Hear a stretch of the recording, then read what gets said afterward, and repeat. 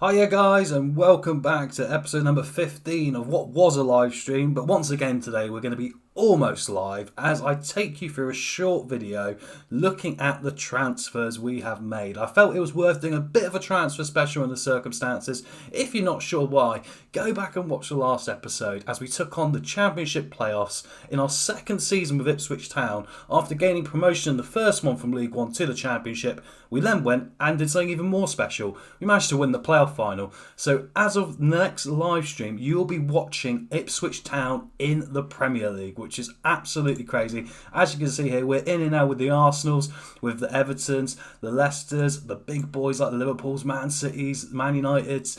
Crazy stuff. I cannot believe we managed to do it. So as you can see, our managed performance is utterly brilliant. So what we've done is we've gone out and we've spent a whopping 34 odd million. We might not have spent all of it yet, may I say, because obviously, we've still got a bit of time till that window closes. We're only actually 2 days away now from the first game of the season. We'll be home against West Ham United. We'll have a look at that schedule in a minute. But yeah, so we've gone out and done a lot of our business. I've still got 1 or 2 players I would like to try and bring in, I think, just to add a bit more depth. But we have gone out and done some work. So before we do that, so a quick look at the schedule here now. As you see in pre-season, we did really well. I didn't really tinker around too much. I made 1 tactical change, which I will show you briefly as well to get us all set up for the next live stream when that happens, which will be these Premier League games. But as you can see, we went and beat Red Bull Salzburg by 4 goals, which is pretty impressive at home. Beat Wycombe 5-0, away at Swindon 3-0. Decent stuff going on here. I mean, Dorking, fair play to him, actually held us only a 1-0 win, but there we go. Anyway, superb start. Actually, for the fixtures, we've got West Ham, we've got Man City in that second game, which is a big baptism of fire in the Premier League, so that is going to be interesting. But then overall, we've got some teams like Blackburn, West Brom, Fulham, so we're hopeful we can get off to a pretty decent start in this, bear in mind the changes I've made, and hopefully from there we might be able to do something quite special. Let's get these tactics now, right. So the last couple of seasons we have played with an attacking mid here, right? And it's done really well for us. Attack has been a really good form of defence for us. We've really made the best of our team and I think it's really gone well. We're back-to-back promotions, especially last year with such a small budget. It seemed quite a wise move. I just felt this year with the Premier League, we're going to add stability in instead, right? We're still going to play a high line. I still think, we can play this higher line and really get into teams a bit because we have to try and get points. We have to try and win games. It might backfire. Sometimes in the Premier League, when you take such a step up, you might find you need to go a bit more defensive. But I think we can still add the ball-winning midfielder in now and then press on from here. The inside forwards and the wing-backs bringing that width as we see it, which I like to do. I like to have the wing-backs pushing up, the inside forwards coming in to sort of form 3 up top. A box-to-box midfielder, which worked quite well for us. And I think that might be the way to do it this year. I think that my gut's saying if we do that, we'll have a little bit more stability to the team and also be able to compete. And with the 34 million spend, I think with that being said, we can probably say, we're not in bad shape all in all, really. It could be a hell of a lot worse, I did expect to come up maybe to get like 10 million quid to spend. Maybe not even that. But in the circumstances, I think we've got quite a lot to work with.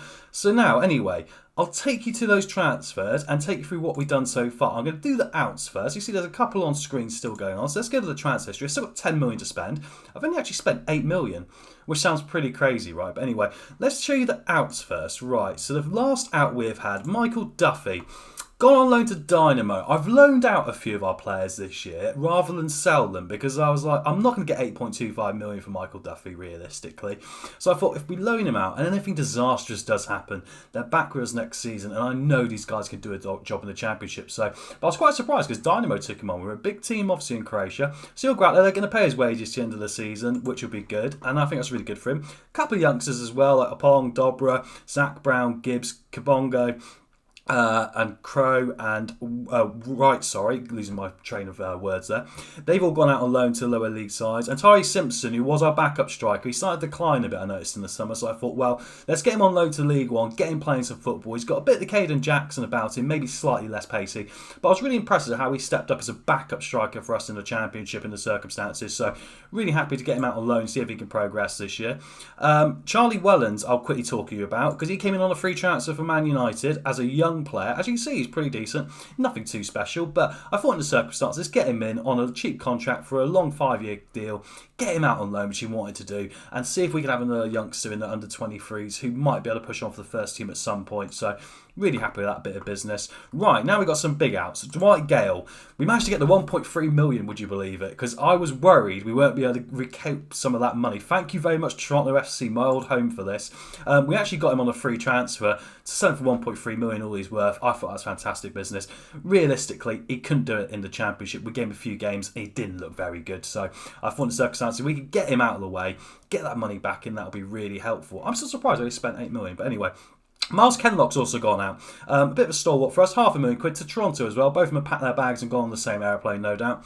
But I thought, for 58 scout summary at the Premier League level, he wasn't really up to scratch anymore. And we do need to obviously try and build a bit more of support, a bit more quality ready for the Premier League. So Miles Kenlock has also moved on. Josh Rapake, who was in the first team briefly, gone out on loan to Hamilton, back to Scotland to have a look. I still think he's got a lot of potential. You need to see what he does this year to see if he can push on a little bit, because he still lacks in one or two areas like finishing and marking, etc. So I thought that was a good bit of business. And also Barry Mackay's gone out on loan on to Rotherham to the end of the season. Similar one to the other guy. I've forgotten his blooming name now, would you believe? Anyway, similar one to the... I can't believe I said that. I've forgotten his name. Similar one to Michael Duffy, sorry. It's early in the morning here as I finish my transfer business. And obviously, it was a late night party last night to celebrate our promotion. But yeah, he's gone out on loan to Rotherham for the year. I felt in the circumstance we couldn't get the 3.8 million. We did try once and I thought, I'm going to utilise him, in the Championship potentially if things do go wrong and we get relegated. So he's gone out on loan for the year. His wages are covered, which is all that really matters. So, and he's still on our books. So happy days. As you can see, that's really the main outs, which is a really good bit of business. Right, let's take you to the ins now. And as you can see, there's been some interesting ones. The best bit of business I think we've done, Patrick Roberts came in from Manchester City on a free transfer. Don't get me wrong, he's on 60,000 a week, which is the only downside to this, which is quite a decent wage packet. But bearing in mind he was available on a free transfer for Manchester City. He's been out on loan for a few years, he's done all right. And looking at his stats, I think he could very well be that Premier League player we need, right? Got good flair, good physical attributes, good dribbling, and we need to add a bit more quality up top. We're going to get goals in this division, right? So I was like, Patrick Roberts, you come to us. He's worth 12.5 million already. I think he's going to be one of our starting choice wingers this year. So that's why Mackay and Duffy I allowed to go as well. I felt in the circumstances we have improved there. And like I say, it cost us absolutely nothing, which was absolutely brilliant. The only thing is obviously that wage, but it is one of those things, right? Right, next up, Seamus Coleman. Surprising one, 33 years young, only on 4,000 a week though, didn't want a lot of money, and I was looking for the experience here. Physically he's starting to decline, his mental attributes are really good, and I felt when you get to the Premier League, you want to get that balance, right? You want to bring in a bit of experience alongside the youth, and we've got a good bit of youth at Ipswich Town already that's really pushed on in the last couple of seasons, right? So I felt give him a year deal, see how he can get on. I don't think he's going to play beyond a year. I think he's already decided that he's probably going to call it a day after that. So, but I think that little bit of experience, a little bit of solidness, comes in on a free from Everton. I think that's a good bit of business there, in the circumstances. So, anyway, our main defensive signing from Hibernian, Ryan Porteous. It's been interesting because of Brexit rules. We're a little bit stuck with what foreign players we can buy because they've got to be internationals. I believe at over 20 appearances. So I had to look around other places to see where I could buy players. And so I went to Scotland quite a bit. He cost us £7 million. He was our biggest signing so far. But he's had couple of years with Hibernian where he's been an absolute first choice one. He's got some really good stats as well. I'll take you back here a minute. He's got a marking of 15, a tackling of 18, and he's got good physicals, and all the rest of it is coming to place. He's only 23 and only 16,000 a week, so he could even play in the Championship for us if need be. The only thing I did slightly notice afterwards is his aggression is 20, which is a double-edged sword because that's really good. He is aggressive, but we've been really good. We've never had a red card in this save so far for 2 years. I think our disciplinary record is right up there with the very best. I'm a bit concerned that might change this year in the circumstances. But anyway, Ryan Porteous comes in. I'm really happy with that. I think he can really improve that back line some more. And talking the back line, Jake Clark-Salters coming on a free transfer from Chelsea as well. He's got great potential ability up here. He's 24, so he's getting towards like the top end of his youthful years, really. But he's still decent, He's still got good determination. I like his mental stats and his physical stats here. I thought for a free transfer, he's worth bringing in, really. I see he's been on loan a lot to Birmingham and places like that. He did play 38 games for Birmingham last year in the Championship, or the year before, sorry. So with that being said, I thought, yeah, do you know what? Let's get him in. Did decent in the MLS, but let's give him a chance to reinvigorate his career here a little bit and see how we can get on. But yeah, so I think that's another good bit of business. Gives us another option at the back, which is what we desperately need in the circumstances. Maybe defence is somewhere we do need to improve. And alongside the other two guys we've got in Hamilton and Wolfenden, I think now our back line's looking pretty stable. Right, goalkeeper. You know, I was complaining a bit about Sanchez. I mean, in all fairness to the lad, he did really well in the circumstances of the playoff final. So I thought, I do like him, but I need to improve, right? And I've gone a bit controversial. I've gone for Will Jääskeläinen, who used to be at Crewe. Cost us £1 million, so not too much. He came in from Spiezia, and he's been out on loan at different places. He played 30-odd games the last couple of seasons. That's done pretty well. His average rating was 7.4 last year. I think that's why his stats have improved quite massively there. But the thing I really wanted was a good one-on-one stat. And that's what I was really trying to highlight in my transfer business with a goalkeeper this year, because I thought, the quality of the Premier League, you're going to have players like Sergio Aguero, you know, like all these guys like Marcus Rashford, you know, the Salahs, and they will come at you, you know, and they can get through that back line if we are pushing up. So I needed a goalkeeper who's going to counteract that, right? So I thought, okay, let's get someone with a good one-on-one. He's got a higher one-on-one rating than Walton, who is our backup goalkeeper this year. And so consequently, he has come in. I think he's an important player who could improve. I think he's, you know, a bit of an interesting punt, really. I think, we could have gone out and got someone maybe better, but I just like the look of him. You know, I think he might do well. He could still progress. He's only 24, finished. He's played some under-21 games, and hopefully he'll be a big man for us in between the sticks this year. And if not, I think Walton does deserve the opportunity as well to have a go in the circumstances. He's done a fantastic job last year for us.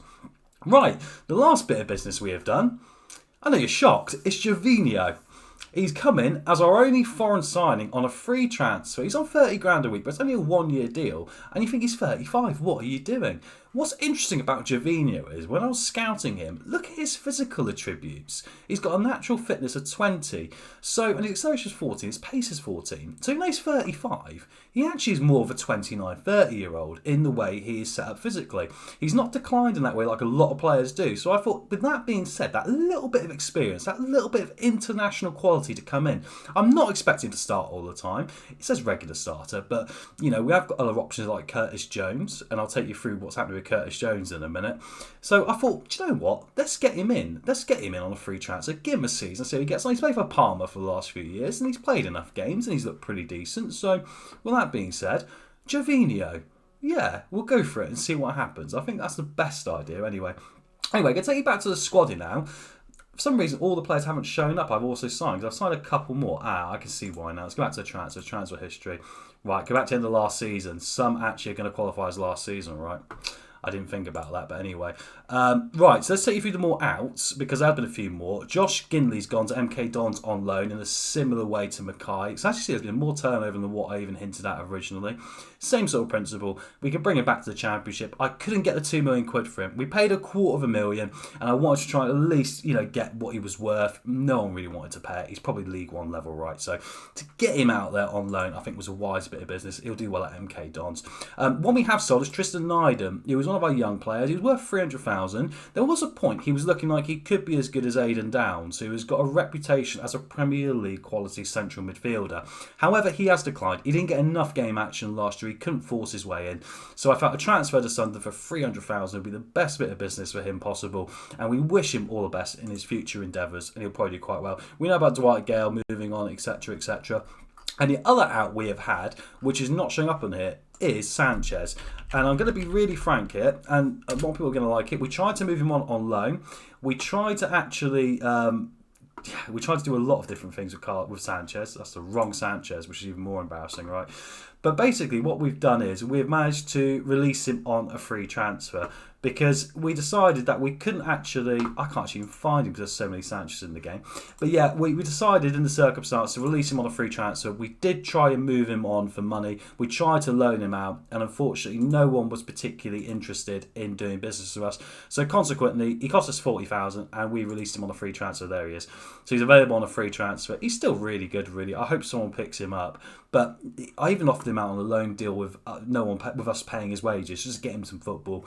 But I felt in the circumstances, let's let him go. We probably could have kept him as a third choice. I was probably being a little bit pernickety, but it is one of those, right? So anyway, let's have a look at the dates now, see who else is coming, because there's been a couple more, which as you can see haven't come up here. So we brought in Sarika Dembele. This is where, if you've been a fan of this channel for a while now, you might recognise a couple of these players I've brought in as well, because they were big parts of my Blackpool save back on Football Manager 2019. Great players for me. And Sarika Dembele had gone off to France, and we tried to sign him before when he went to France, and he wasn't particularly interested.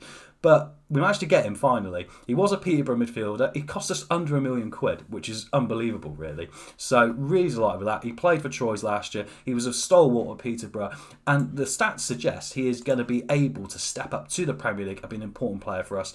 I like his dribbling. I like his flair. I think he's going to do really well. He's got the pace as well to really cause problems. So welcome Sarika Dembele. I think you're going to be a hell of a signing for us in the circumstances. And coming on from the Blackpool theme, look who's back. Herbie Kane is back. Unbelievable. This guy was the guy at my Blackpool save. He's coming for a very cheap deal, 2.5 million from Barnsley in the Championship. Played a few games there last year. I still think in the circumstances he could step up and be a Premier League player. He's got a good potential ability. He's not quite there yet, but he is only 23, and he gives us another central midfield option, I think. And I like his mental stats. I think he's really well rounded. His passing and tackling are decent enough. His first touch is very good. I think he can compete with those boys in the centre mid positions this season and give us something to think about, which is really good. So anyway, the last signing we've actually made is a striker. Caden Jackson's been superb, but we do need another one. And I decided to go Scottish again and get Lawrence Shankland in from Dundee United. Yeah, £5 million he cost us. Did pretty well last year. I won't say he was a world beater last year, but when you look at his statistics, I think he's got really good stats. He's got good finishing, good heading, decent acceleration and pace really as well in the circumstances. He can play as a poacher and he can also play as a target man, so he's very much a utility sort of striker for us, and allows us the opportunity to change things up a bit as well. And I was a bit concerned with Simpson going out on loan, and obviously we've still got Lancaster, but he's not very experienced. He's definitely not experienced for the Premier League. I felt we needed to go out there and give someone else an opportunity just to boost it up. He's 26, he's playing for Scotland as well. He's on a big wage, 50,000 a week, but we got the wage budget now to do it. So I thought, do you know what? Let's get Lawrence Shankland in here and see how we can get on. Welcome to Ipswich Town. And that really is that, apart from the lone players that have remained. And once again, for his third season, Curtis Jones will remain an Ipswich Town player. And I can't believe it. Jurgen, after getting a bit funny on me last year about where I was playing him and how I was playing him, has decided to let me keep him for a third season. I think he's Premier League quality. He's a star player who can improve. He didn't have such a good year last year, but I do wonder if this year he'll step up again. In League One, he was utterly superb. And as you can see from the stats, you know, he is really well-rounded, isn't he? He has been one of the linchpins in this Ipswich Town team that's taken us up the divisions. And he's only cost us £2,000 a week. It's a no-brain deal, right? You've got to go for it and got to get him in. And the other bit of business we have done is on loan rise, we've kept Roshan Williams. I'm not sure he's going to get much of a look in this year, but I kind of sorted this deal out before the playoff final secretly, just in case we got stuck in the Championship, because he was really looking good in the Championship. So we have got him to the end of the season again, 3,300 a week, so not a lot. And the same goes with Stephen Sessegnon as well. On loan from Fulham, he's valued at 10.25. His stats aren't that brilliant, but he's still marked as an important player. He's still young, he's English. I think he's got a lot of potential ability to still improve in this Premier League squad with us. So to have him on loan again for another year, once again, has really balanced this team. And that kind of catches you up with where we are. So we're looking pretty good in my opinion. I still feel, if I take you to the team report now and the squad depth, we've got a lot of good players, as you can see. I'm just going to quickly remove Jovino for some of these places. So I have, as you can see now, got the depth pretty much sorted here. These aren't 100% correct. Callum Hume's going to be more in this position, right? And probably Downs back as the ball-winning midfielder, perhaps, or Hughes. We're going to have to work that out as we go along. But as you can see, we've got numbers down here with Walton, Jaskalainen, and we've got 2 or at least for each position, if not 3, which is what we need. The only thing I am thinking is I wouldn't mind trying to sign one more wing option, just in case Dembele, for example, doesn't quite match up to how he could be. He's an important player for us, but you do wonder sometimes, you know, maybe get one more just to be safe in the circumstances. So I went for Shankland up top as well. And I do want to bring in one more midfielder. Because of my registration, though, I've got 24 players registered already. I've got an offer in for a winger, which hopefully will come after the West Ham game. I'm going to show you who that is. It's Albert Goodmanson from Fenerbahce, right? Doesn't look brilliant, but he's highly rated, and we're going to get a work permit, I think, for him, because he's Icelandic. He's got 28 caps already, so we should be able to get that work permit. And I think, you know, for £5 million, he'll do us a good bit of business. Of that 10 that's left, I think he's going to do us, you know, a good job there. So that's one. And like I say, then I'm just going to be looking at seeing if I could bring in that holding midfielder we need. just to give us a little bit more quality here, just in case. Because Ben Sheaf, etc., Hughes, Dazelle, they're very good Championship players, but obviously the step up to the Premier League is so much. So I'm going to try and find someone who's probably under 21, so I don't have to register them, and hopefully someone who can really push on here. I'm thinking maybe to go scout like the under 23s of the rest of the Premier League side, see if there's someone I can pick up. I can't do any more transfer loans in because you can only do 2. So I've got Sessegnon and Curtis Jones, and that's going to be that. So that leaves me a little bit tighter in that regard. But with that being said, I think we're looking pretty ready for the Premier League now, you know, guys. And I see we've got some big games this season. And what really is the aim this year? I've told the boys, look, we've got to try and just stay up, you know. I mean, you've got to start small here. Do I think we've got a chance of staying up? Yeah, I do. And that's going to be quite a conflicting thing. I think the first live stream, when we get to it, when the computer is fully back up to full expectation, will be interesting. But I think with that being said, we have got an opportunity here to do something quite impressive. So fingers crossed we can build from this and get this Ipswich Town team solidified in the Premier League. So anyway, as you can see there, we'll be back with a live stream very soon, which will be West Ham and Man City and all in between. Ironically, the Carabao Cup second round is going to be against QPR. We knocked out in the playoff final, so that is a bit of a historical relevance one for us right there. But then we also got some big games coming up here. I've seen teams like Liverpool and Tottenham is pretty crazy, right? But anyway, there we are. I'll take you back to that team report now and show you that squad depth. So I think we're pretty much ready now. We're pretty much ready. So the next time I will see you guys will be for the Premier League opening fixtures. It will be live. The way to find out when it's on, hit that notification button, hit the subscribe button, hit the little bell, ding ding. Do a bit of Claudio there. And that will let you know when we're going to go live and when we're going to start hitting these Premier League games. So anyway, I want to thank you guys for watching the series so far. Back-to-back promotions with Ipswich. We're now prepared for the Premier League. We're now prepared to give it a go and see what we can do. And it's going to be interesting because it's going to be a different dynamic from before of constantly winning all the time and getting confident with that, to having a few more difficult games and maybe getting our bums, I was going to say asses, our bums handed to us now and again by the bigger size. But anyway, like I say, I've been your host, the one and only Tom Smith. Thanks for watching this transfer window special, and we'll see you again soon right here on FM303 for some live Ipswich Town Football Manager action. Have a nice day. Goodbye.